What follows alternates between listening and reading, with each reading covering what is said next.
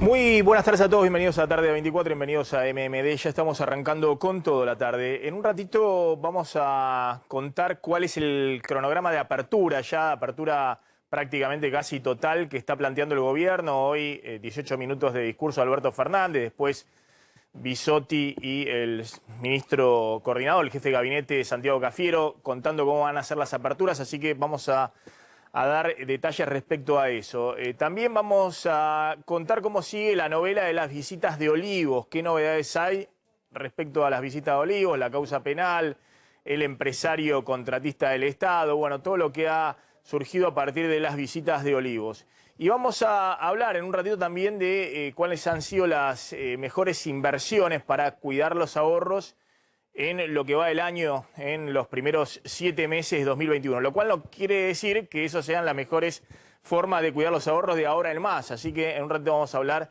de plazos fijos, dólar, plazos fijos UVA y demás. Pero vamos a arrancar con esto. Claramente con el discurso de hoy, Alberto Fernández está inaugurando lo que veníamos contando, ¿no? Una nueva estrategia ante el escenario electoral. La fórmula es evidentemente vacunar todo lo posible ahora en agosto con segundas dosis para tratar de aminorar el impacto de la variante Delta en Argentina en términos de hospitalizaciones y fallecimientos. Casi todo abierto, ahora va a contar Glans, pero esto es lo que planteó hoy el presidente Alberto Fernández y es lo que tienen como lección de los números de actividad económica de este año. Apenas se cierra un poquito, la economía se para y apenas se abre, sigue recuperándose. Y frenar al dólar, lo que venimos diciendo, la clave para tratar de desacelerar levemente la inflación y que los salarios le puedan ganar un poquito a los precios y de esa manera los próximos meses pueda haber alguna tibia recuperación del consumo. Veamos las declaraciones de Alberto Fernández hace minutos que indican ese rumbo, esa fórmula que quieren dar de que se ha empezado en una etapa de crecimiento y que se deja atrás la pandemia. Después vamos a discutir si efectivamente hay chance de dejar atrás la pandemia porque viene todo el tema de la variante Delta, como les decía, como una amenaza importante, no solamente en la Argentina, sino en el mundo. La vacuna es la mejor política económica. Estamos iniciando una nueva etapa gracias a la vacunación. Estamos en el camino de la recuperación económica, ha dicho Alberto Fernández. Y en esa misma línea, fíjense que trata de mostrar el presidente que en 2022 vamos a seguir creciendo, vamos a resolver el problema con el FMI sin apuros ni presiones.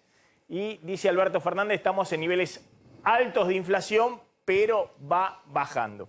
A ver, ¿por qué sale ahora el presidente? Bueno, porque ayer el INDEC da los primeros números verdaderamente positivos de este año, desde el punto de vista de la construcción y del sector industrial. Dos sectores que venían liderando la recuperación económica y que desde diciembre se plancharon. Se plancharon e incluso la construcción venía mostrando 3-4 meses de caída, lo mismo que el sector industrial. Básicamente porque cuando llegó la segunda ola, fue necesario aplicar nuevas restricciones y eso planchó el nivel de actividad y además generó caídas en los dos sectores que eran los motorcitos de la recuperación, la industria y la construcción. Ayer el INDEC muestra los datos de junio, que fue un mes con apertura plena, dejando atrás las restricciones de mayo, y se ve un repunte tanto de la industria como de la construcción. Entonces el presidente puede salir por primera vez a decir, estamos recuperándonos, la economía ya empieza a crecer, vamos a seguir creciendo. Fíjense, estos son los datos de la actividad industrial, los datos que ayer difundió el INDEC. Y las dos líneas que tenemos acá es el nivel prepandemia y el de arriba es el nivel precrisis de 2018, cuando estalló la crisis en el gobierno de Macri y la economía entró en recesión. Fíjense que en la crisis de 2018 empieza a caer la actividad industrial, esta es la recesión de 2 años de la industria, y cuando viene la pandemia, la economía estaba en el sector industrial mucho más abajo de lo que había estado en marzo de 2018, cuando empezó la crisis en el gobierno de Macri, recesión de 2 años en industria, derrumbe por el apagón, el cierre de abril y mayo del año pasado de la actividad industrial, cero producción de autos, por ejemplo, en abril y demás. Y a medida que se reabre la economía, la B corta que hicieron todos los países, la recuperación. lo que sucedía era que esta B corta en algún momento, incluso en la industria, que era el sector que más estaba traccionando, empezó a languidecer los últimos meses por las restricciones adicionales que se aplicaron. Y en mayo, el mes anterior, directamente había caído la industria. Bueno, en junio se recuperó fuertemente, ya sin ninguna restricción, la industria, y por eso sale Alberto Fernández a decir, miren cómo está creciendo la industria. Efectivamente, ya en junio 2021, la industria, fíjense que está por arriba del nivel prepandemia. ¿Cuánto por arriba está del nivel prepandemia? Está 8,6% arriba de lo que estaba la industria en febrero del año pasado, antes de que estallara la pandemia, pero fíjense que todavía está abajo del nivel precrisis de Macri en abril del 2018. ¿Cuánto abajo todavía está? Bueno, está 2,7% abajo en marzo, respecto a marzo de 2018, la industria. Pero claramente la industria está mostrando un sendero de recuperación evidente después de 3 años largos de recesión. Está mostrando un sendero de recuperación evidente y también de recuperación del empleo el sector industrial. Hay distintas explicaciones, entre otras que hay muchos pesos dando vuelta en la economía con los cepos por todos lados. Hay liquidaciones de stock, está aumentando también la producción que venía con una capacidad instalada ociosa enorme.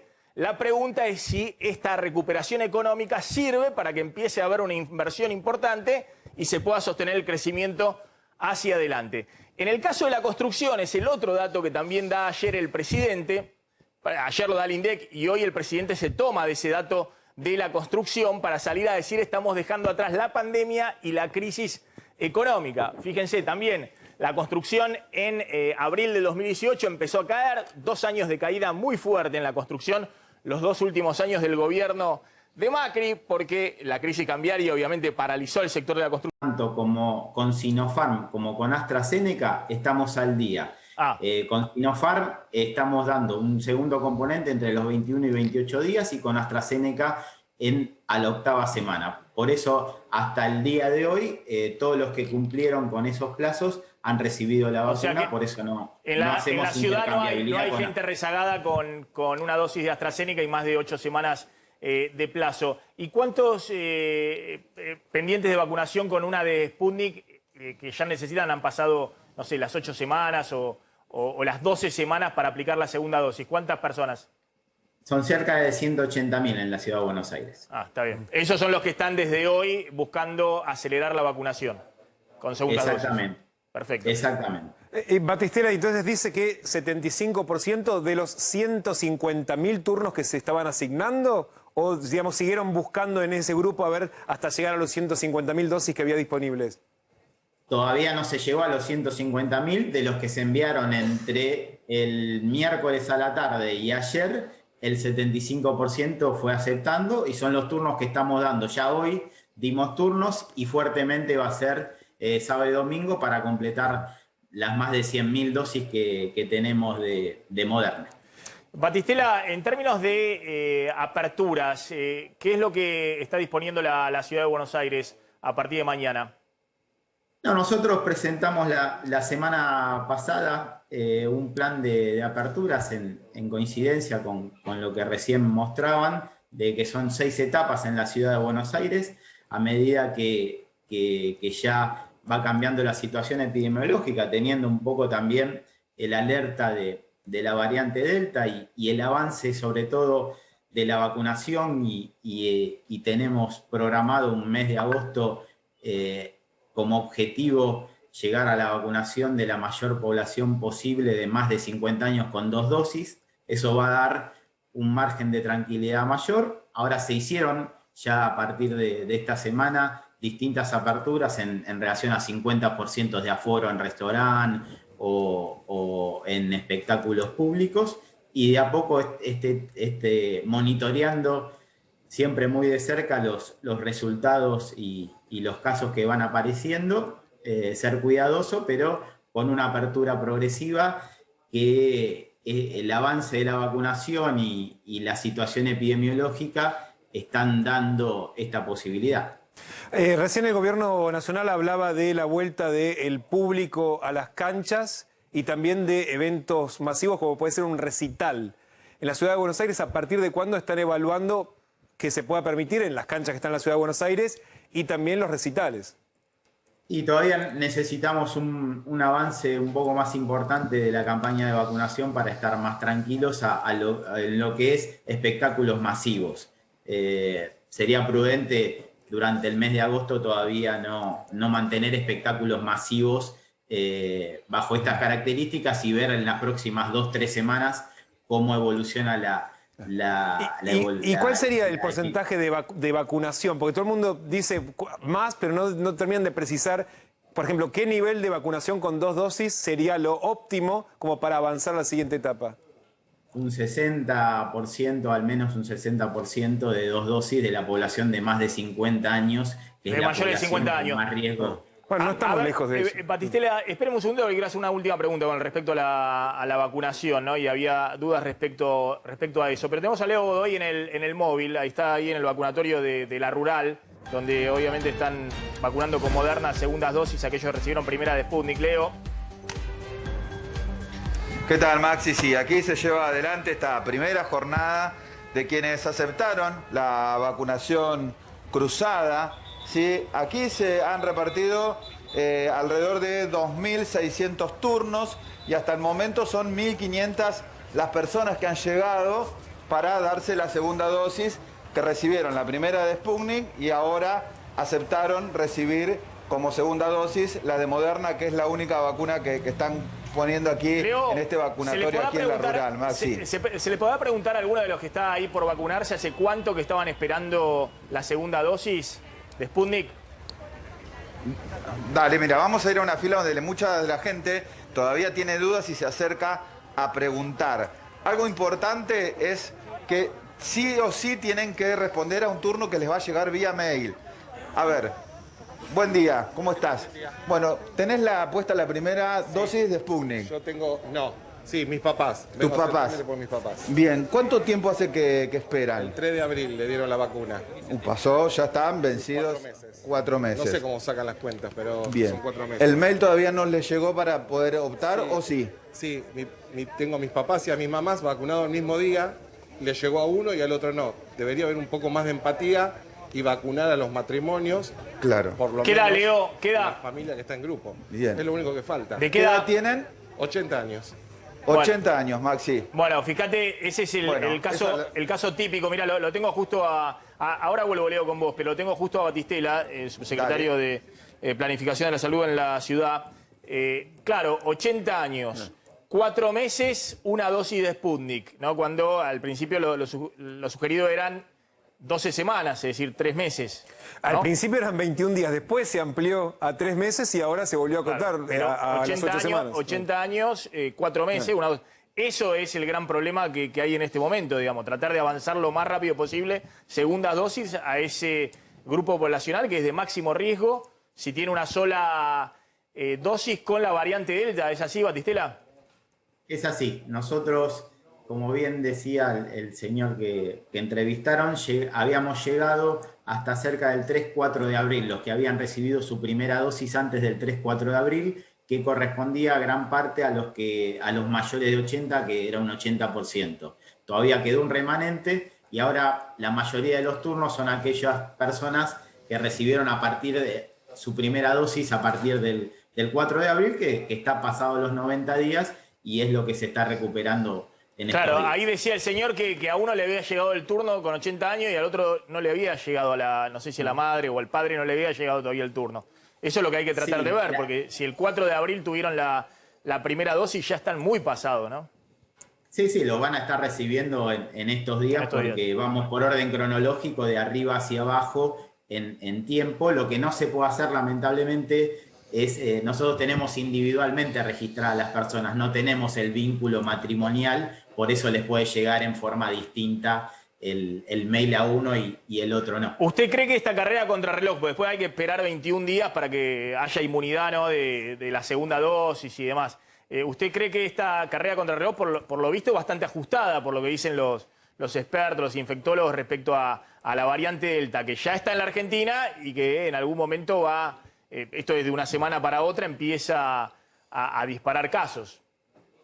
Sí, es lo que vemos en otras experiencias internacionales, que una vez que empezó la circulación, después de un mes y medio, empieza a haber la mayor cantidad de casos. Estamos justito, como decís, esperemos avanzar mucho en estas semanas con toda la vacunación, pero va a ser el principal paraguas que tengamos para evitar internaciones sobre todo o enfermedades más complejas. Sí, sí, claramente, ¿no? Estamos justitos y bueno, también estamos en una situación donde, como yo contaba, están todos con la idea de abramos lo más posible porque esta economía ya no da más. ¿Usted coincide con ese planteo que hizo el presidente? Pues el mensaje que dio es, bueno, ahora el tema es vacunar con segundas dosis, pero si tienen que dispararse los casos, se dispararán. No va a haber nuevas restricciones. No, en la ciudad todas las aperturas que hacemos son aperturas cuidadas, mirando todos los tableros, que en cantidad de casos, internaciones, ocupación de terapia intensiva, tiene que ser todas las aperturas cuidadas, ¿no? En este momento es uno de los pisos que tenemos de la pandemia, pero uno no puede descuidar y hacer todo prolijamente porque sería riesgoso. Bien, gracias, Batistela, muy amable como siempre. Ya me contás el tema visitas a Olivos, ¿cómo está ese tema? Dame un datito de lo que está pasando con el tema precios. Bueno, el gobierno y las empresas están manteniendo reuniones muy reservadas, reuniones secretas. Te diría que todos los días hay reuniones entre las principales empresas alimenticias y funcionarios de comercio interior, básicamente, ahí el despacho de Paula Español, para ver cuánto van a aumentar los precios en las próximas 2 semanas, te diría. ¿Por qué? Bueno, mostrame los números, a ver, ¿cuáles son los números? Acá, digamos, estaba la lista de precios máximos que se liberó, entonces ahora lo que están pidiendo las empresas son aumentos del 15%. Las empresas van, cuando se reúnen con los funcionarios, le dicen, necesitamos aumentos del 15% para las próximas semanas. El gobierno, ¿qué les responde? Que en el caso de la canasta básica, ese incremento no puede superar el 5%, y fue lo que se acordó con algunas de las compañías que ya tuvieron encuentros, precios de la canasta básica, 5% de aumento. Productos de limpieza, productos de higiene, la idea es 9%. Recordemos que en el primer semestre el aumento de los alimentos fue superior a la inflación, fue del 27,5% contra 25,3% de la inflación general, pero lo que vamos a ver en las próximas semanas es esto, aumentos otra vez en los productos de la canasta básica, fideos, arroz, aceite, y están manteniendo todos los días reuniones las empresas con los funcionarios justamente en esta pulseada por la inflación que se viene de acá por lo menos hasta Bien, las salió elecciones. el presidente a decir esto, ¿no? Que en la cuarentena recibió a 1000 personas en Olivos y demás. Repasemos un poquito las frases de el presidente. Durante la pandemia recibía a miles de personas porque estaba gobernando. Querían que me quedara encerrado en mi casa. Nosotros hemos dicho, el tema es no las personas que ha recibido en el uso de sus facultades y la gestión. Lo contamos acá, si tenía que recibir, no sé, actores o empresarios del sector teatral o del sector turístico o del sector gastronómico, o si tenía que recibir, obviamente, funcionarios de distintas áreas. Obviamente el presidente estaba ahí en funciones. Tampoco la idea de lo que surgió respecto a que iban señoritas para prestar servicios de diversa índole, como una especie de fiesta en Olivos que tenía contenido sexual. Y tampoco eso, porque eso fue una situación que se generó, ya lo hemos dicho, en base a los tweets de un par de diputados y las fake news de las redes sociales. Ahora, claramente, el punto acá era si efectivamente alguna de esas reuniones, y básicamente estamos hablando de 2 cumpleaños, ¿no? El cumpleaños del presidente y de la primera dama. En abril y en julio de la primera dama. Claro, no trascendían el tema de la gestión presidencial y eran reuniones sociales que estaban prohibidas por él mismo para todo el mundo en la pandemia. Por eso, el presidente se ha preocupado. Veamos rápidamente sus declaraciones, y ahora te doy el pase a vos, Damián, para que cuentes en qué está la causa judicial por las visitas a Olivos.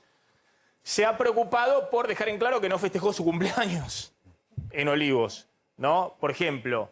Y después ha tenido que explicar la relación con un empresario taiwanés que es contratista del Estado, que efectivamente estuvo durante la pandemia acompañando a su pareja, al parecer que era una colaboradora de la primera dama. Es indignante y lamentable tener que estar explicando una mentira, no sé cómo se llama para mí, es el chino, se refiere a este empresario taiwanés, ahora va a contar quién es Damián Glans. Avancemos, por favor. El señor que están hablando es o ha sido la pareja de Sofía Pachi, que es alguien que trabajó con Fabiola Yáñez. A su pareja lo debo haber visto 1 o 2 veces en mi vida, en alguna ocasión social. Es más, me enteré que tenía una empresa leyendo la misma nota en la que intentan difamarnos. Y finalmente el presidente dice, nunca existió una reunión con Chen Chan-hon, que es el empresario taiwanés.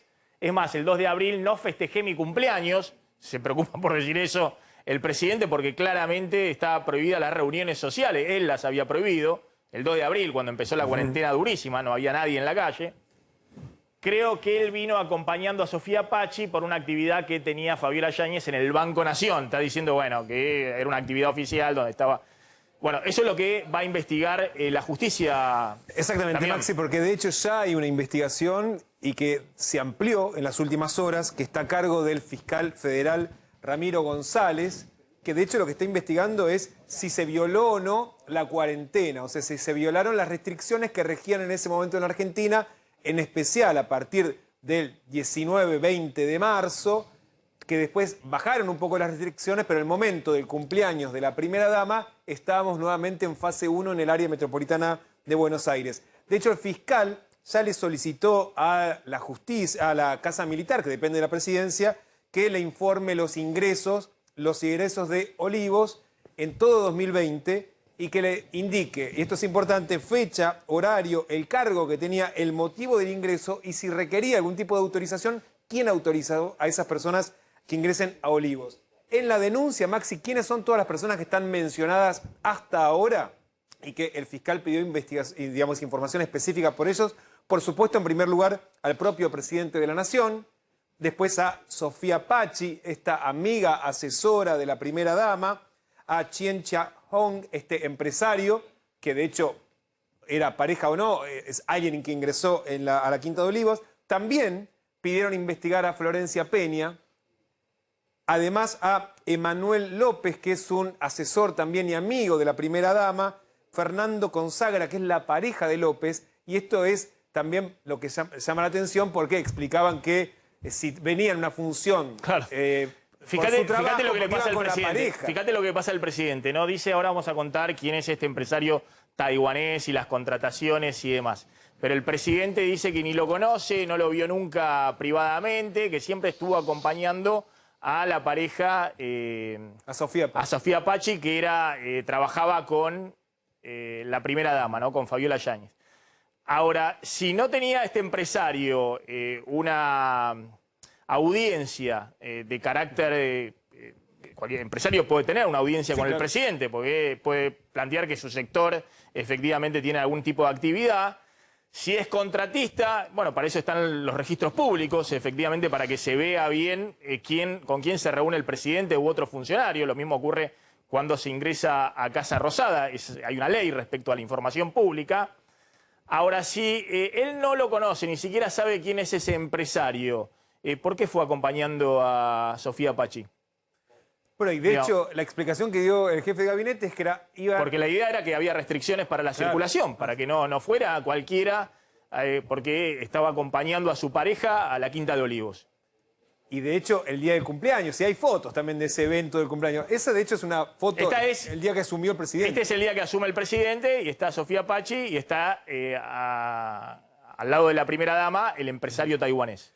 Otros nombres más, Maxi, que están siendo investigados en la causa es Ariel Zapata y Lautaro Romero, que tal vez no te dicen nada. Uno es un adiestrador canino y el otro es un veterinario, que también ingresaron y forman parte de la denuncia que está investigando Está bien, de todas fiscal. maneras, también hay un perro en Olivo, digamos, está el... Sí, pero yo te cuento quiénes son los que están siendo ¿Cómo se llama investigados. el perro del presidente? Dylan. Dylan. Ah, tiene Dylan dos, se tiene llama, dos. y esto y lo otro. Pero a ver, contá quién es este Ahora, empresario eso, taiwanés. Chien Chia-hong, que de hecho tiene una empresa que se llama Apache y que es proveedor del Estado efectivamente, vende básicamente material de seguridad y de comunicaciones, redes, cámaras, entre otras cosas. También hace no muchos meses sumó otro rubro, el de retroexcavadoras, al de aparato de seguridad retroexcavadoras. Durante 2020 y 2021 participó efectivamente de 19 licitaciones públicas y privadas o contrataciones directas a las que fue invitado. Y de hecho circuló, Maxi, una lista, que acá está la lista de todas esas contrataciones, pero lo cierto es que, a diferencia de algunas cosas, de hecho de la nota que hacía referencia el presidente, no ganó todas. De las 19 en las que participó durante la gestión de Alberto Fernández, se quedó con 10. También había participado en 2 en la gestión de Macri, una en el Ministerio de Cultura y otra en la Comisión Nacional de Energía Atómica. Ganó una, perdió la otra. Y acá ganó 10. Había un total de 100 millones de pesos en juego en esas licitaciones y se quedó en esos 10 contratos con contratos por 17.452.000 pesos, que de hecho uno tiene que ver con un sistema de cámaras térmicas para la Comisión Nacional de Energía Atómica para chequear que el que entra si tiene fiebre o no. O sea, eso fue de hecho, Maxi, el 26 de junio en el contexto de la pandemia y la mayoría de los contratos todos son o con la Comisión Nacional de Energía Atómica o con el Estado Mayor General del Ejército. Un dato solo de color, en las que fue rechazado, que eran los contratos más interesantes, uno está firmado, de hecho era con el Ministerio de Defensa, por Sergio Rossi, el que le rechaza la oferta, que es primo de Agustín Rossi, el ministro de Defensa saliente, y que estaba a cargo, sigue a cargo hasta que no lo sustituyan estos días, de la Secretaría de Estrategia y Asuntos Militares del Ministerio de Defensa de la Nación. O sea, de los que le rechaza el contrato, su oferta, y para tener un datito, eso fue el día 7 que se publicó, eso el 15 de julio. El 15 de julio, el acta donde se rechaza finalmente la oferta. Esto ha dado también todo tipo de especulaciones respecto a la salida de Rossi, la información que es información pública, pero justo sale la información de las visitas de Olivos, digamos, la interna feroz que hay en el gabinete porque lo están echando a Rossi, el propio presidente lo alentó para que vaya a la campaña de Santa Fe. Después, nosotros lo contamos en un gesto de pragmatismo de Cristina impresionante, cierran con Perotti, el gobernador de la ortodoxia peronista, que hizo campaña en contra del kirchnerismo para ganar en Santa Fe, y lo tiran por la ventana a Rossi, y Alberto Fernández, que lo había alentado a que vaya a hacer campaña, como vos contaste más de una vez, le dice, mirá, bajate, y Rossi ahora no se baja, y está despedido del Ministerio de Defensa, pero todavía no está su reemplazante. Ahora, más allá de toda esta hojarasca que hay alrededor y que se ha generado también por la actitud de los 2 diputados que salieron en las redes sociales a hablar del cabaret, la partusa, digamos. Y las rodillas. Y las rodillas, vinculado con esta señorita, digamos, con Sofía Pachi, que ha sido modelo, que ha tenido, no sé, otra actividad de exposición pública importante en revistas de modelaje y ese tipo de cosas. Bueno, eso ha, de alguna manera, eclipsado lo que efectivamente, legítimamente, hay que investigar, si es el presidente el que ha violado, no por este tipo de cosas que insinuaban en las redes sociales y demás, sino porque simplemente había reuniones sociales que no correspondían, en un cumpleaños, por ejemplo, cuando se le estaba pidiendo en ese momento, abril, no había nadie en la calle, que la gente no se reuniera ni siquiera con sus familiares más cercanos, porque la cuarentena era muy, pero muy estricta. Y el otro tema que hay que efectivamente investigar, porque esto se investiga acá y en todas partes del mundo, es si alguien que no tenía ninguna justificación para estar en Olivos, porque el propio presidente está diciendo no lo conozco, entonces ¿cómo entró a Olivos? Bueno, entró por una reunión social, entró a través de Sofía Pachi. Bueno, después se queda con algunas licitaciones de distintas áreas del gobierno justo en esa época. Bueno, claramente también hay que investigarlo. Sí, a ver si hay tráfico de influencias. Bueno, por eso el presidente dice no lo conozco, y también tiene esta frase el presidente, se está dando cuenta de lo que eso significa, porque el presidente dice claramente, Sí, a ver si tenemos la última frase que me la había mostrado acá y que no la dijimos. Pero no, la frase esta, ¿cómo dijo la frase? Y que si tráigame- se muestra que hay una irregularidad, acá está. Tráigame el Si funcionario. este y lo señor echo. ganó una licitación ilegítimamente, tráiganme el nombre del funcionario que lo benefició y lo hecho en el acto, porque tengo la conciencia tranquila. Bueno, lo que está contando acá Damián Glanz es que hay un funcionario que no lo benefició. Hay un varios, porque hay varias reparticiones. bueno, pero uno de Claro. los funcionarios que le dijo que no a la licitación fue el primo del ministro de Defensa saliente, Agustín Rossi. Claro, Sergio ¿No? Rossi. Claro, es ese. Claro.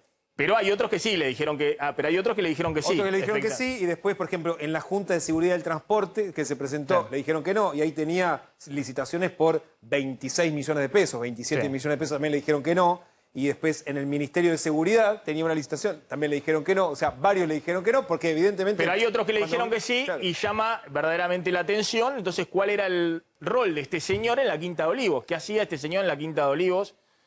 Bueno, dice el presidente acompañando a su pareja que es amiga personal de la primera dama. Está Carla Carrizo, que es diputada de la Unión Cívica Radical. Carla, gracias por atendernos, muy amable. ¿Cómo están? Buenos días a todos. Buenas tardes ya, digamos. Bueno, Carla Carrizo, me parece que es interesante escucharla porque salió con una serie de tweets, como han salido también otras dirigentes del espacio de Juntos por el Cambio, empezando por María Eugenia Vidal, criticando fuertemente la actitud que han tenido dos diputados de ese espacio, ¿no? Iglesias y Waldo Wolf. Creo que uno pidió disculpas si había sido ofensiva sus tweets, el otro no. Pero diciendo, bueno, ojo que esto hay que efectivamente condenarlo y separando el resto de las cuestiones. Empecemos por el tema de los tweets de los diputados de Juntos por el Cambio, que fueron los que generaron la farandulización, digamos, de este hecho, y de alguna manera, decía yo, tal vez eclipsando lo relevante. Exacto. Primero decir lo que hemos dicho todos en las redes, digamos, y es que una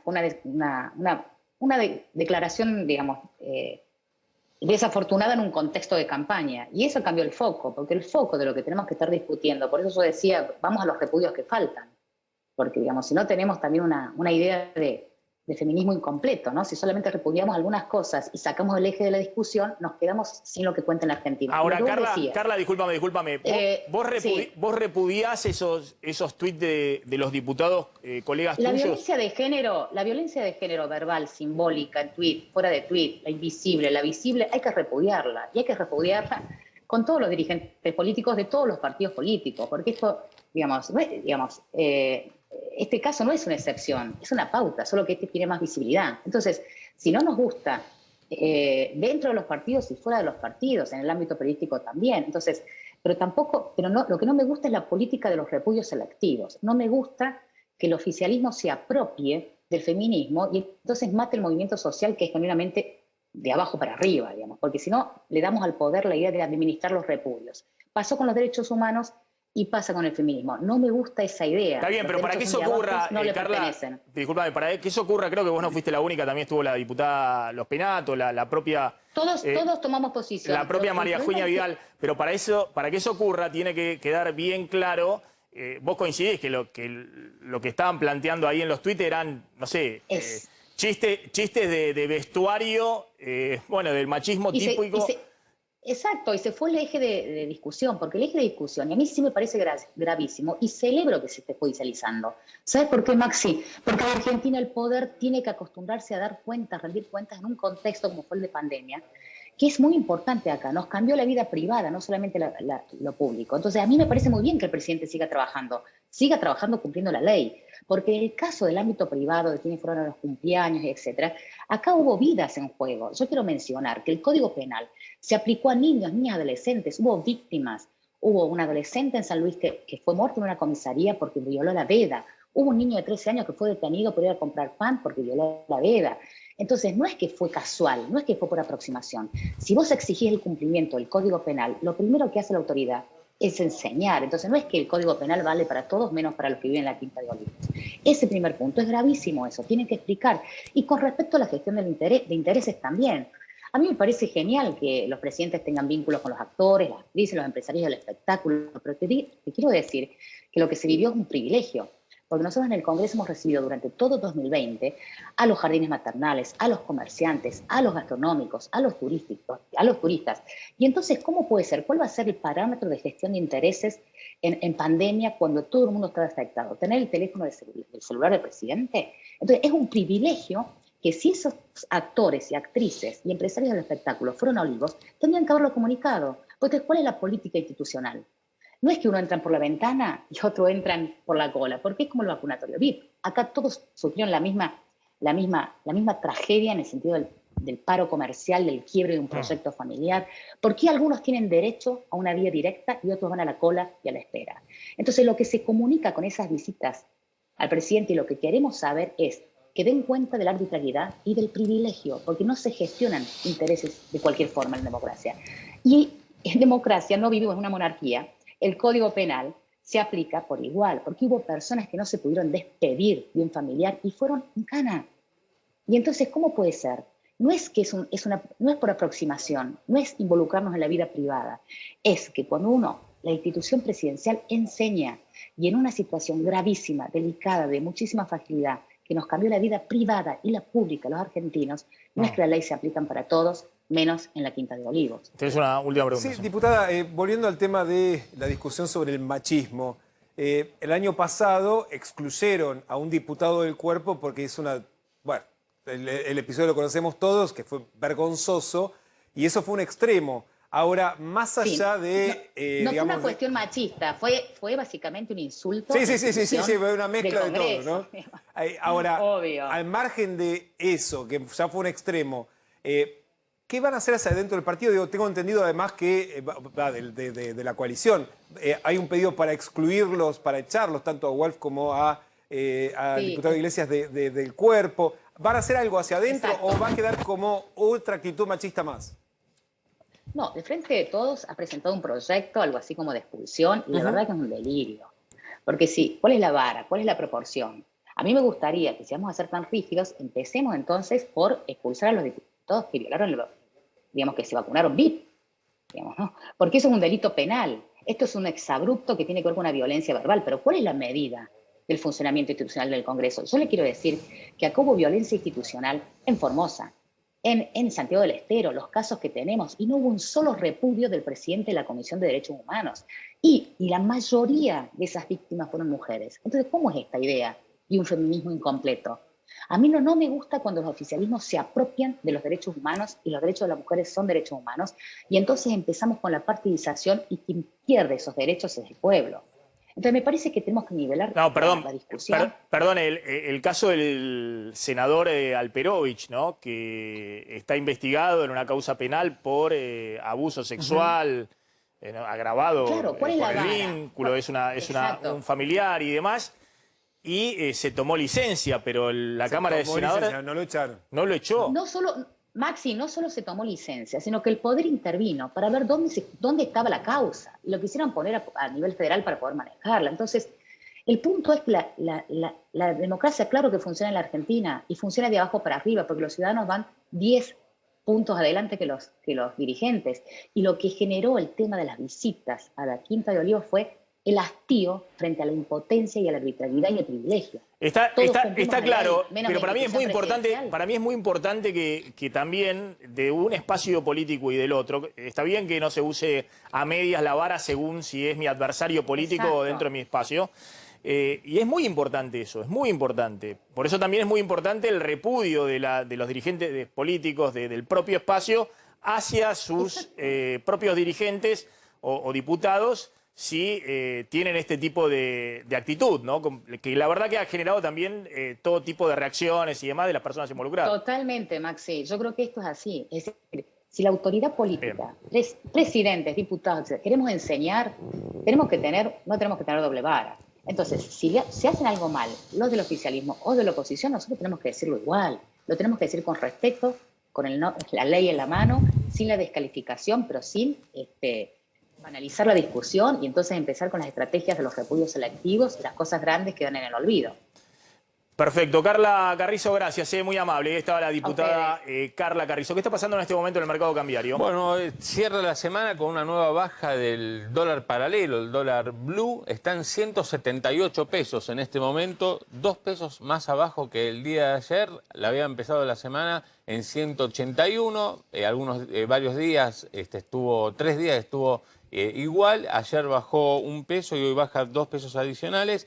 Y en los dólares alternativos, Maxi, ahí es donde interviene el Banco Central. Hoy está interviniendo nuevamente. Están 172 pesos el contado con liqui. Interviene cuando llegó, como hoy, otra vez cerca de los 173. Pero al final del día ya no logra bajarlo por detrás de los 170 pesos. Lo deja ahí, rondando los 170 pesos, que es la nueva, el nuevo escalón en donde quedan los dólares alternativos. Repetimos, el dólar paralelo, 178. Sí, el de 172 es el contado con liquidación, claro, ¿no? Porque el paralelo también es dólar libre, pero este es en blanco, el contado con liquidación es el dólar libre en blanco, está en 172 pesos. Tensión por los cambios de gabinete.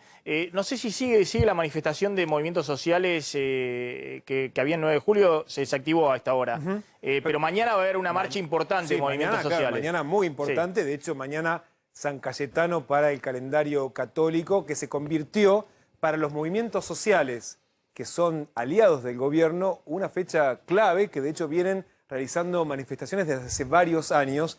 Y de hecho, Maxi, esta manifestación prevista para mañana viene un punto demorando uno de los 2 reemplazos de ministros que generó el cierre de listas y la campaña electoral. Por un lado, el de la salida de Daniel Arroyo y su ya casi garantizado, asegurado, pero todavía no está firmado el decreto, reemplazo por Juan Zabaleta en el Ministerio de Desarrollo Social. Hay como una suerte de decisión de aplazar un poquito para que el recibimiento a Zabaleta no sea la marcha de mañana. Claro. O sea, porque pero está Zabaleta, tenemos una foto de Zabaleta, el intendente de Hurlingham, que va a ser el nuevo ministro de Desarrollo Social. Está confirmado. Sí, de hecho, ya como que ni siquiera lo discuten eso. Tengan paciencia. Cuando uno pregunta, ¿qué pasa? Bueno, paciencia. No es que no se habla de otro reemplazante para este cargo. Y de hecho, te decía, no es que es una marcha, no es una protesta de la izquierda. Estás hablando de que los partidos, los movimientos que van mañana a marchar desde Liniers hasta Plaza de Mayo son los aliados del gobierno y que tienen que ver específicamente con el Ministerio de Desarrollo Social, que además están pulseando por otros lugares vacantes que van a quedar en el ministerio que deja Daniel Arroyo y que va a Sí, Juan Zabaleta. Sin duda, si Alberto Fernández logra instalar a Zabaleta en el Ministerio de Desarrollo Social, va a cuidar el lugar para alguien propio, de su propia tropa, ¿no? Porque Zabaleta ha vuelto con Cristina, no sé cómo será actualmente la relación con Cristina, pero no debe ser de la mejor relación que tiene Arroyo, Cristina. Que fue también divino en su relación con Cristina. Que tiene Cristina con intendente del conurbano. De hecho, ha sido el intendente que más enfrentó a Cristina en el conurbano en los últimos años. Y de hecho, en la marcha de mañana, no solamente van a pedir por lo que piden habitualmente, tierra, techo y trabajo, sino que además están sumando un salario básico universal que lo que busca también es cambiar la lógica de los planes sociales y transformarlos en otra cosa. Y de hecho es una discusión directa que le dan a Zabaleta en su bienvenida. El otro interrogante es quién ocupa el lugar de Agustín Rossi, el actual ministro de Defensa, y todavía no hay designación de reemplazante. De hecho, a quien se lo menciona, Maxi, es a Julián Domínguez, ex presidente de la Cámara de Diputados de la Nación, que fue candidato a gobernador cuando perdió frente a María Eugenia Vidal, y que también es una persona, cercana a Alberto Fernández, que se ha corrido mucho de la cosa pública últimamente, y que la figura de Julián Domínguez, que de hecho hoy no sé cómo está su relación con Cristina, sino la que está todavía incomodando es la figura de Rossi dentro del gabinete. A ver, esperamos un segundito porque justo lo tenemos a Agustín Rossi en comunicación. Gracias por atendernos. ¿Lo llamo ministro? Como quiera. ¿Pero lo puedo llamar ministro? ¿Sigue siendo ministro de Defensa? Bueno, técnicamente sigo siendo ministro de Defensa porque, todavía no está designado mi reemplazante, pero políticamente ya no soy ministro de Defensa porque ya el presidente anunció mi salida, así que Por eso me podés decir indistintamente, el como quiera tener, me podés decir ministro o exministro, candidato a senador en la provincia de Santa Fe, como te parezca. ¿Qué es lo que ha pasado, Rossi? A ver si se puede contar un poco qué es lo que ha sucedido. Porque yo siempre he dicho, más allá de las críticas más fuertes, menos fuertes, que siempre hemos hecho respecto a la actuación de Rossi, en algunos momentos, si correspondía, uno no puede cuestionarle a Rossi la lealtad que ha tenido al espacio político de la expresidenta Cristina Fernández de Kirchner. De hecho, ha sido el jefe del bloque de diputados en un momento en el cual el kirchnerismo estaba en el llano y Rossi lideraba el bloque de diputados de Unidad Ciudadana, digamos, y de esa manera, bueno, daba las batallas desde la Cámara de Diputados, tengo entendido, en nombre de Cristina. ¿Qué es lo que ha sucedido para que usted salga del Ministerio de Defensa? Dijo, me enteré por la televisión, y que Cristina y Alberto Fernández, el presidente, muestren que están apoyando al gobernador Perotti y a sus candidatos en la provincia, cuando usted dice el gobernador Perotti ha hecho política permanentemente diferenciándose de Cristina y del kirchnerismo. Bueno, son dos o tres cuestiones interrelacionadas entre sí. La primera voy a definirme para dejar en claro la situación, ¿no? Yo le toqué la puerta a Néstor Kirchner allá por octubre, noviembre del año 2002, cuando Néstor atendía en la Casa de Santa Cruz, en la ciudad de Buenos Aires. Me acuerdo que el delegado de la Casa de Santa Cruz en Buenos Aires era el flaco Kunkel, Carlos Kunkel. Y me acerqué porque me parecía que de los 5 precandidatos a presidente que existían en ese momento, era el único que decía algo distinto y que decía algo que a mí me podía llegar a interesar o a movilizar. Desde ahí en adelante, con los hechos, con las gestiones, con los discursos, con las propuestas, me fui enamorando de este proyecto político. Y me enamoré de eso, de las ideas, de las propuestas, de los valores, de la trascendencia épica que le dio Néstor y después Cristina a la dimensión política o al accionar política. Así lo seguía Néstor, así la defendía Cristina. Después a Cristina sola, ahora a Cristina con Alberto. O sea que mi pertenencia a este proyecto político, a este modelo que lideran hoy Alberto y Cristina, es una pertenencia que está basada en las ideas que sustentan, en los proyectos y en la iniciativa, en el modelo de país que quieren llevar adelante. No me modifica en absoluto cómo es el posicionamiento, cómo puede ser el armado de lista en un distrito, independientemente que sea mi provincia u otra provincia. Yo puedo decir por qué yo estoy conformando una lista en la provincia de Santa Fe, junto con Alejandra Rodena, con el Movimiento Evita, con el Frente Renovador. No puedo decir nada sobre lo que piensan otros actores políticos en la provincia. Pero perdone, Rossi, lo que no termino de entender es, ¿Alberto Fernández y Cristina son sus jefes políticos? Sí, sí. Ahora, si son sus jefes políticos, digamos, Cristina ayer hizo un tuit con los candidatos de Perotti, los que van a enfrentar a usted en Santa Fe, mostrándolo, los reunió, no sé si almorzaron, un encuentro con esos dirigentes. Me imagino que le están pidiendo a usted que no vaya a competir ahí a Santa Fe. ¿Y por qué usted no obedece si son sus jefes políticos? Bueno, lo intenté decirlo. La jefatura política está basada en el seguimiento de las ideas. No está basada en cómo se arma una lista en la provincia de Santa Fe. Entonces yo entiendo que la presencia de nuestra lista en la provincia de Santa Fe tiene una cantidad de fundamentos y una cantidad de motivos como para llevar adelante una disputa electoral en la provincia de Santa Fe. Mi disputa electoral en la provincia de Santa Fe no cambia mi permanencia dentro del espacio político que lideran Alberto Fernández y Cristina Fernández de Kirchner. Me parece que soy lo suficientemente claro. Adhiero a las ideas que defienden Alberto y Cristina. Mi compromiso está puesto en esas ideas y un posicionamiento, un armado de listas, inclusive en cualquier distrito, en cualquier provincia, no me modifica ninguna situación de estas características. Rossi, cuando fue a negociar, tenemos entendido, con Perotti la posibilidad de integrar una lista de unidad y le dijo que no, Ahí Alberto Fernández le pidió que suspendiese las negociaciones y que eventualmente, si no, iba a tener que dejar el gobierno. No, lo que me pidió el presidente fue que haga todos los esfuerzos para que construyamos una lista única. Y yo hice todos los esfuerzos. Lo sabe el presidente, lo saben varios dirigentes nacionales y lo he dicho, digamos, ¿no? En muchos medios. Lo que pasa es que ya pasó, digamos, ¿no? Ya se terminó el cierre de la lista, pero tengo absoluta tranquilidad de conciencia que hice todas las propuestas posibles, todas las que estaban a mi alcance, como para alcanzar una lista de unidad, por más que yo creía y creo que es necesario un debate político en la provincia de Santa Fe, porque yo entiendo que el gobernador de la provincia quiere instalar en la provincia de Santa Fe un modelo más similar al cordobés, que a un modelo que yo creo que tiene que interpretar la idiosincrasia de la provincia de Santa Fe, pero que tiene que estar siempre integrado al frente de todos.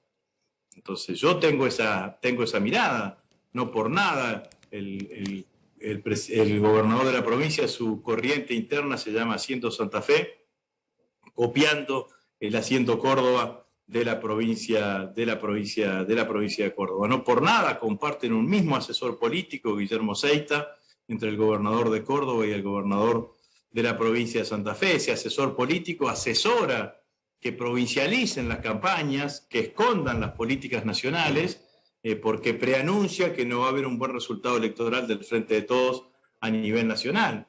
Y esa presunción lo lleva al gobernador de la provincia de Santa Fe a colocarse como candidato a senador suplente para hegemonizar, intentar hegemonizar el debate político electoral en la provincia de Santa Fe, aminorando la presencia o poniendo en segundo lugar la defensa o el debate sobre las políticas nacionales. Entonces yo creo que el plan del gobernador de la provincia de Santa Fe es, terminadas las elecciones, él presupone que con esta estrategia va a tener un buen resultado electoral.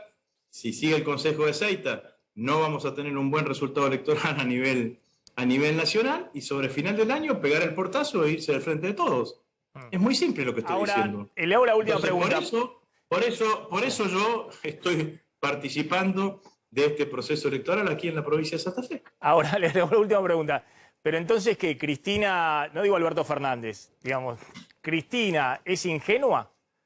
¿Que termina apoyando al gobernador Perotti? Pero que ha sido 2 veces presidenta, ha liderado ese espacio. No. ¿Es ingenua? No entiende nada, digamos, de lo que está pasando en la política de Santa Fe. No, yo no dije eso, dije mi mirada. Después la vas y la entrevistás a Cristina y Cristina dará su mirada, digamos, ¿no? O Cristina quizás tenga otra mirada, pero no dije nada de lo que vos estás... No, pero estoy haciendo una pregunta, no estoy afirmando. Es que esta pregunta no me la tenés que hacer a mí. Yo te doy mi mirada, esa pregunta tenés que hacérsela a Cristina. Golpeás el Senado de la Nación y le preguntás a Cristina, ¿vos qué pensás de esto? Y te va a contestar, digamos, ¿no? Es muy simple, digamos, ¿no? Sí. La situación. No, nosotros hemos dicho acá que parece ser una señal de pragmatismo de Cristina, de que más allá de lo que opine el gobernador de Santa Fe, quiere ganar Santa Fe Cristina, pues es una provincia muy importante y, bueno, evidentemente ha hecho una alianza política con dirigentes que ella cree que le conviene en Santa Fe. Yo también quiero ganar Santa Fe. Y la verdad que creo que lo mejor que le puede pasar al peronismo de Santa Fe es que ganemos nosotros.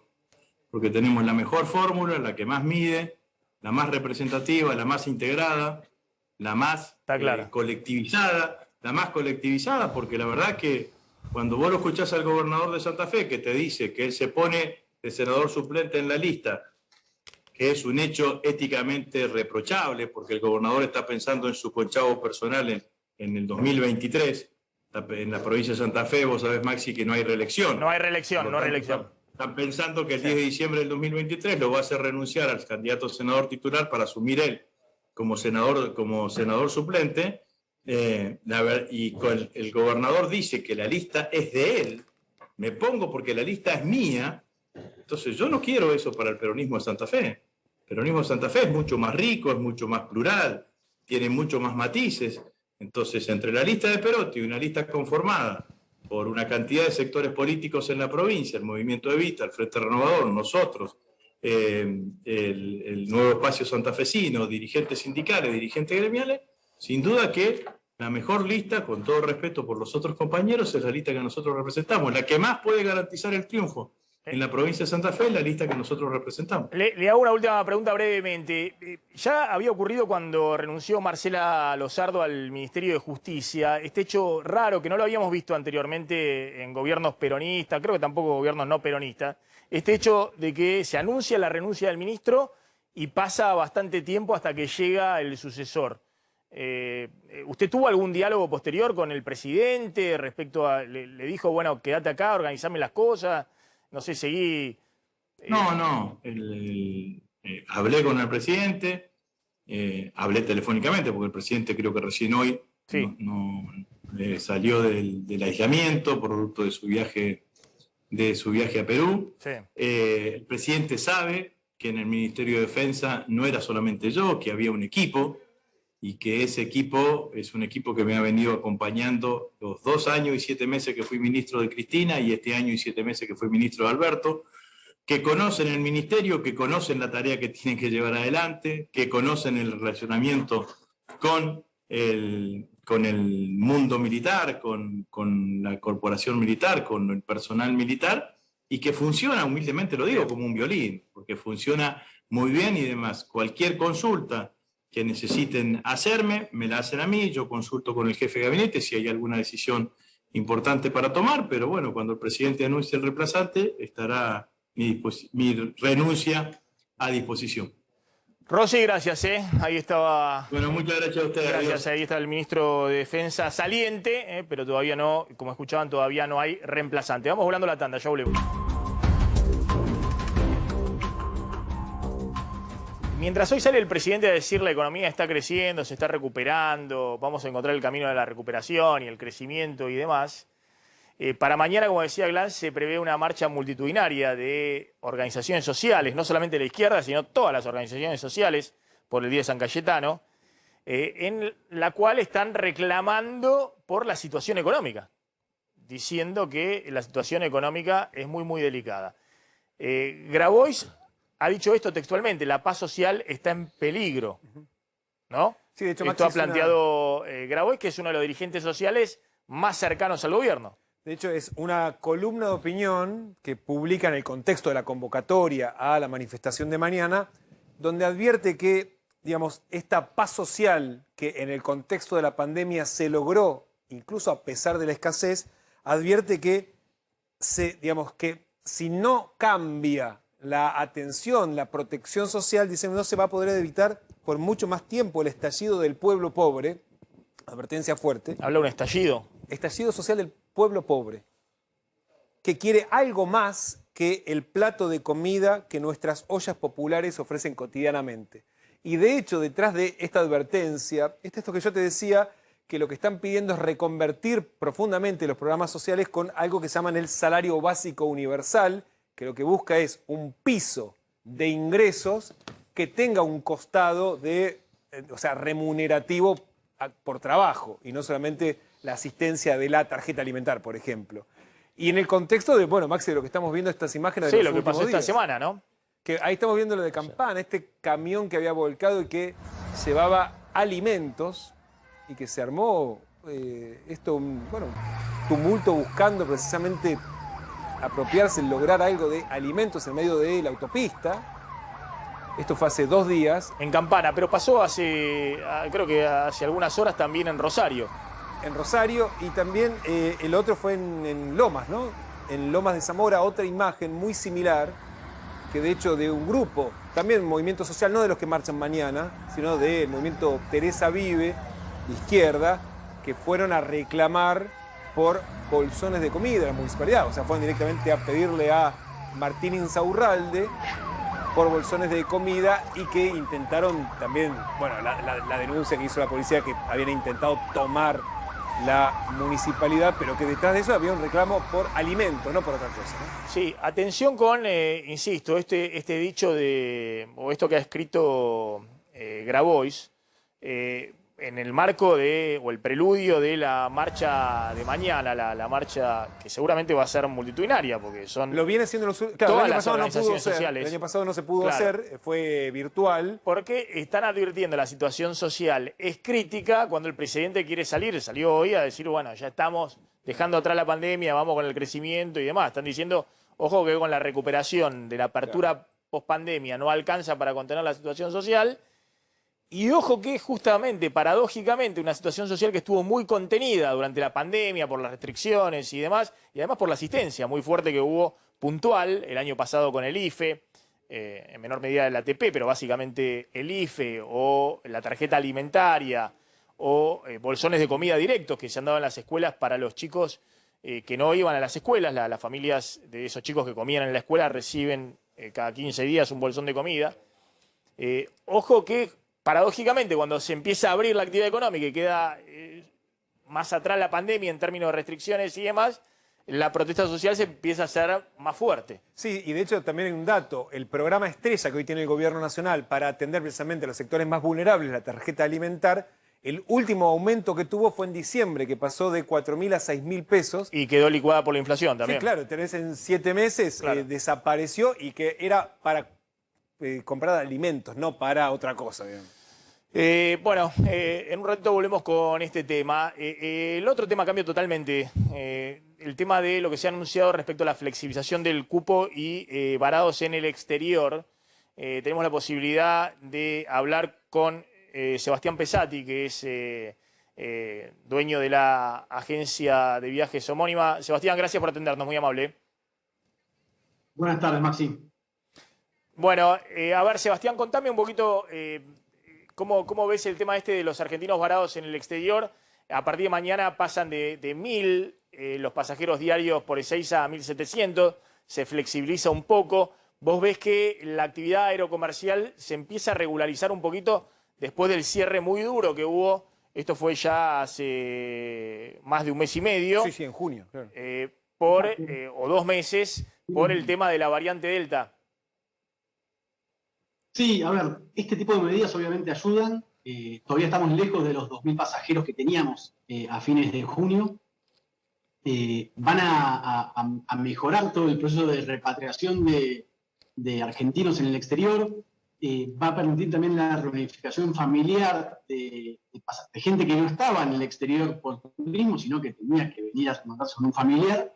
Pero como te digo, estamos lejos, volvemos a hacer cambios siempre con muy poca previsibilidad. Las compañías aéreas están esperando este aumento del cupo hace días para poder planificar los vuelos.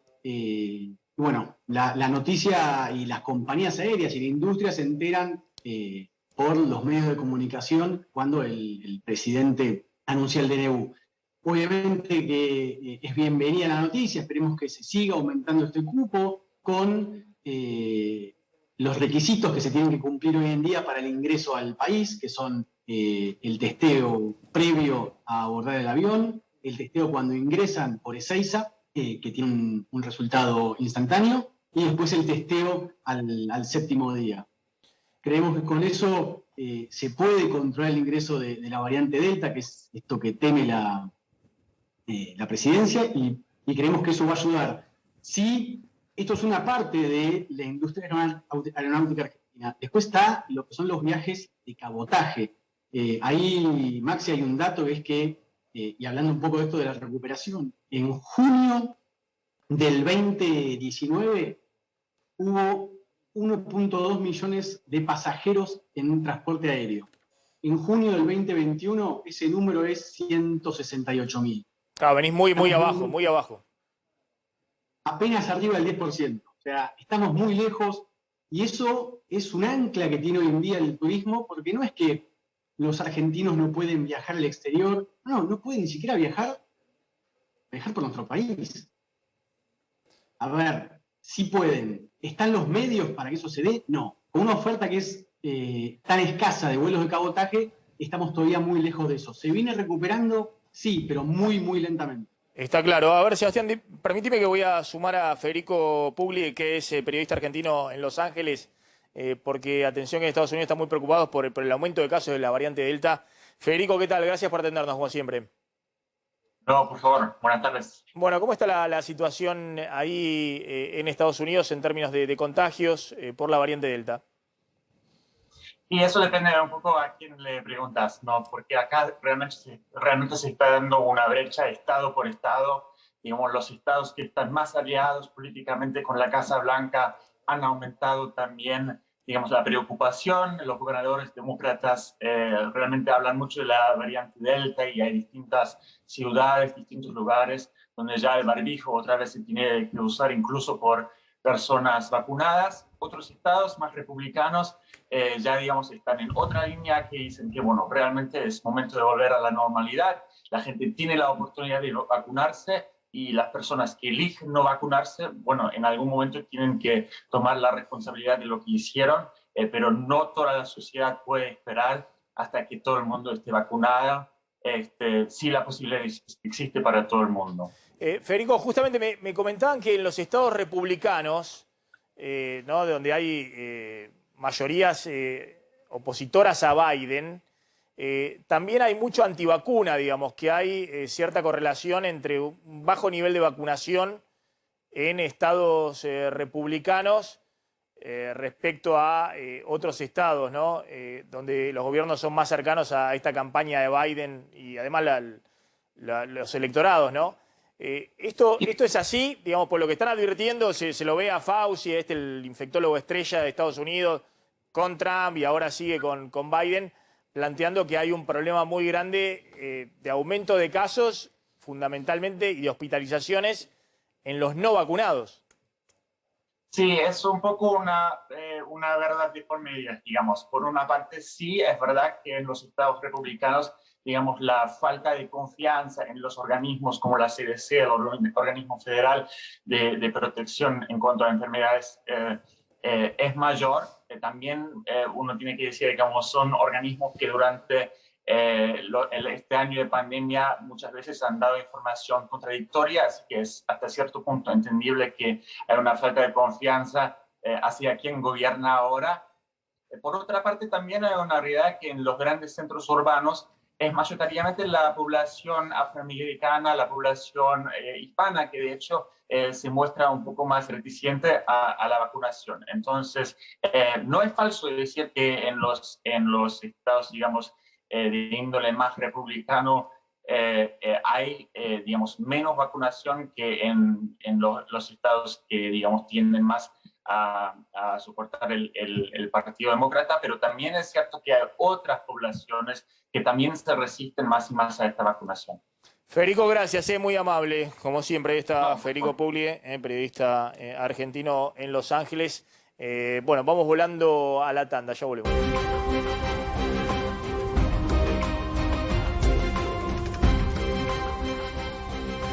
Ya vamos a ir a Uruguay, porque hay novedades. Vamos ahora, hay novedades con el tema Mujica, con Gustavo Descalzi, que está ahí en Uruguay. Gustavo, ¿qué tal? ¿Cómo estás? Te escuchamos. ¿Cómo le va, Maxi? ¿Cómo anda? Sí, bueno, por encima de lo que las personas pudieran entender, si hay un respaldo, creo que Mujica lo hizo de manera muy sincera, muy honesta.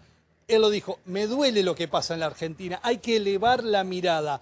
En el Uruguay es cierto, en las campañas que también son duras, donde hay enorme discusión sobre temas ideológicos, yo no recuerdo un caso así donde se entre en temas tan personales, tan privados. Creo que en este caso, como lo dijo Pepe Mujica a sus amigos, hubo como una mordida de banquina, es decir, hubo algo que se fue de contexto. Si bien de acá leemos cómo está la situación política en la Argentina, la discusión política, cómo se llega a las elecciones, creo que el presidente, por encima de salir a favor o respaldando al presidente argentino, creo que Mujica lo que hizo fue hablarle al pueblo argentino. Así que acá también, mucha repercusión sobre las palabras de Mujica, amigo Maxi. Bueno, ¿qué otra novedad tenés ahí, Gustavo? Contanos un poquito cómo está la pandemia o una información de lo que está pasando en este momento. Sí, bueno, le voy a contar tres cosas. Primero, estoy acá frente al juzgado toda la semana que viene y todo el mes de agosto, todos temas judiciales relacionados a famosos y empresarios. Vamos al tema COVID. Le voy a dar un dato significativo.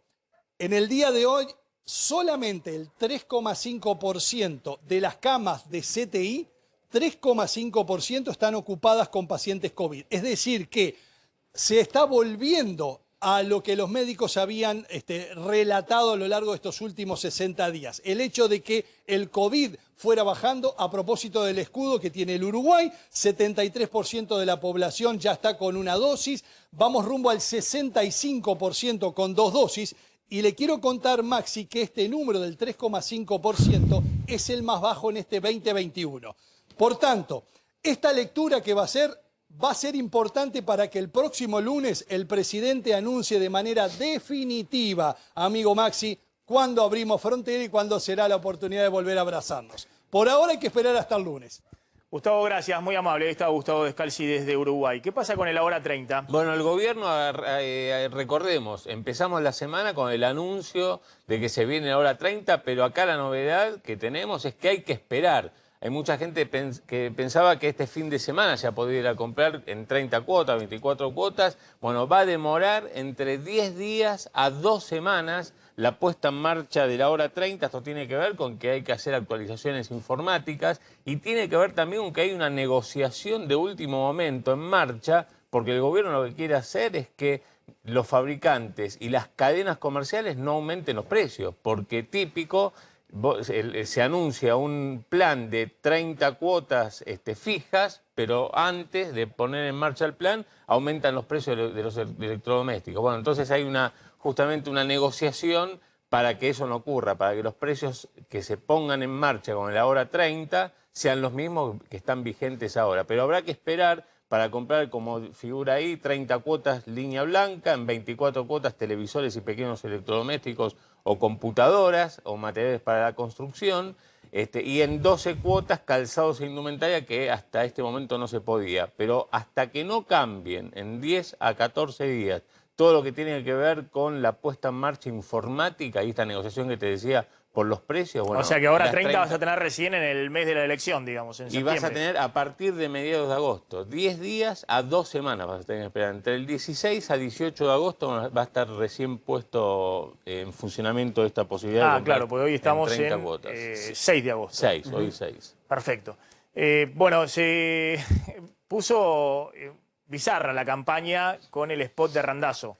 Sí, que de hecho ayer lo presentó en las redes sociales. No se sabe, Maxi, si va a formar parte de los spots que a partir del domingo, esto es para que todo el mundo ya se haga la idea, el domingo empiezan a aparecer los spots de la campaña electoral en los medios de comunicación audiovisual y empezaron a conocerse algunos y el equipo de campaña de Florencio Randazzo creyó que una imitación de una conversación de él con la expresidenta y actual vicepresidenta Cristina Fernández podía ser una buena idea para comenzar su campaña. Después lo vemos. Claro, él era ministro de Transporte en el 2015, cuando quería ser candidato a presidente de la Nación y competir en una interna con Daniel Scioli. Correcto. Cristina, eso se conoció en su momento, le dice, no, vos vas a ser candidato en la provincia de Buenos Aires a gobernador. Scioli va a ser con Zanini de segundo, nada más y nada menos, como candidato a presidente. Randazzo dice que no.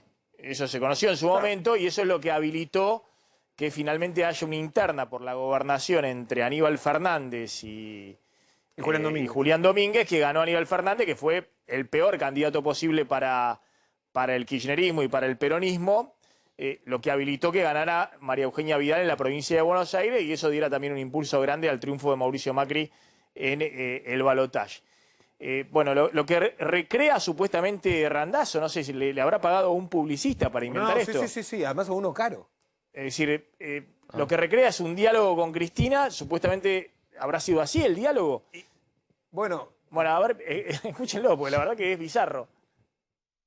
Oíme, Florencio, estuve pensando, vas para gobernador y no a las PASO como presidente. No, Cristina, yo iba a competir en las PASO para presidente. Ya lo habíamos conversado. Yo cumplo, vos cumplís. Florencio, hacer lo que yo digo es cumplir. La puta madre. Cristina, me diste tu palabra. Me importa un culo la palabra. Si vas como gobernador, ganás. Pero a mí sí me importa la palabra. Yo cumplo. Por eso yo puedo ser presidente y Daniel no. Siempre supe que no eras uno de los nuestros. Me recontra con todos y la puta madre que... Cristina, no te entiendo con tantos pip. Te dijo que no a Cristina. Te dijo que sí.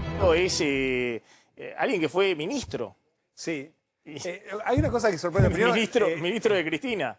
Con esto busca mínimamente tener un protagonismo. Evidentemente a Randazzo le cuesta instalar mínimamente su candidatura. Eso, bueno, y básicamente busca tener algún mínimo de protagonismo. Que se sepa que es candidato. Claro. De hecho, el spot lo hace Ramiro Agulla. Ah, ¿lo hace Agulla? Mirá vos. Sí, que ayer en las redes hizo algún comentario irónico, no se sabía si se hacía cargo o no. No, se hizo cargo. ¿Lo hizo él? Recordemos algunos spots famosos de él, como el Vamos Menem, o Dicen que soy aburrido, digamos que siempre... No, claro, fue el publicista estrella de La Rúa. Claro. Tuvo ese efecto de lograr que uno se acuerde de un spot de campaña y de, al menos, que se hable de él. Hay que ver si después se animan a poner esto en los medios, porque claramente... Claro, escúchame. Aparte aparecen todo tipo de puteadas y demás. Y además... Yo no había leído, no lo había visto, digamos, porque le tiene que poner el pip más fuerte, digamos, para tapar las puteadas. Pero llama la atención, digamos. Randazzo evidentemente está corriendo, está buscando mínimamente un espacio, recreando una conversación, qué sé yo, privada que ha tenido con Cristina, que hay que ver si fue así o no fue así Lo otro es la conversación. El valor de la conversación es haber dicho que no, es lo que dicen, pero estaban discutiendo por un cargo. Claro. Entonces... También llama la atención que la discusión sea si iba a ser candidato a gobernador. A ver, ¿qué está pasando con el dólar en este momento? Bueno, el paralelo 178 pesos, recordemos, es el mismo valor que al comienzo de la jornada, pero de cuando empezamos el programa, pero son 2 pesos menos que en el día de ayer. En la semana el paralelo ya bajó 3 pesos, venía un descenso de la semana previa, acordate que había llegado a 186 en algún momento la semana pasada, y el dólar alternativo, el contado con liqui, 171, esto producto de que interviene el Banco Central, ya lo bajó de 173 a 171 y ya te puedo ir anticipando que va a cerrar en torno a 170, porque todos los días ocurre lo mismo. La diferencia es que la semana pasada el Banco Central... Para hacer eso, el Banco Central está usando dólares de las reservas. Contamos que en julio usó más de 400 millones de dólares y desde octubre pasado lleva vendidos en ese mercado más de 1.500 millones de dólares. Obviamente tiene un costo tratar de sostener como puedas la estabilidad cambiaria, que es fundamental para el gobierno para tratar de desacelerar la inflación mínimamente y poder reactivar mínimamente el consumo. Acá la pregunta es si no van a tomar alguna medida adicional, porque recordemos que hace 3 semanas el Banco Central tomó medidas para restringir este mercado, para no vender tantas reservas, lo logró parcialmente. En vez de vender 25 millones de dólares por día, pasó a vender entre 15 y 20 millones por día. Lo redujo, pero no como esperaban. Entonces la pregunta es, ¿tomarán alguna medida restrictiva adicional para achicar todavía más esas intervenciones? Reiteremos el dato de lo que quieren vacunar con segundas dosis, que lo ratificó el funcionario de la ciudad de Buenos Aires. 60% de vacunación con 2 dosis a los más de 50 años. Como meta mínima para agosto, de hecho lo venía diciendo en los últimos días la ministra Carla Bisotti, que significa que en realidad no es una meta demasiado ambiciosa. Hoy está en los mayores de 50 años en un 42%, por lo tanto sería sumar cerca de 2 millones de personas más.